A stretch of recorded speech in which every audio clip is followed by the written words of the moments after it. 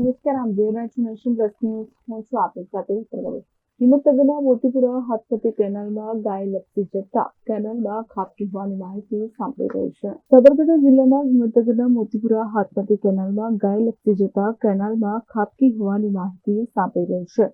ગાય કેનાલમાં પડતા સ્થાનિક લોકોએ ગાયને બચાવવા કામે લાગ્યા હતા. સ્થાનિક યુવાનો દ્વારા ગાયનું રેસ્ક્યુ કરવા કામગીરી હાથ ધરવામાં આવી હતી. તો હાથપતિ કેનાલમાં પાણી પ્રવાહ વધુ હોવાથી બચાવ કામગીરીમાં અડચણ આવી રહી હતી. તો સાથે જ સ્થાનિક લોકો રસ્સીના સહારે ગાયને બચાવવા કામગીરી યુવાનો દ્વારા કરવામાં આવી હતી. સ્થાનિક યુવાનો તેમજ હિંમતનગરની ફાયર ટીમ સાથે મળીને ગાયનું રેસ્ક્યુ કરવામાં આવ્યું હતું.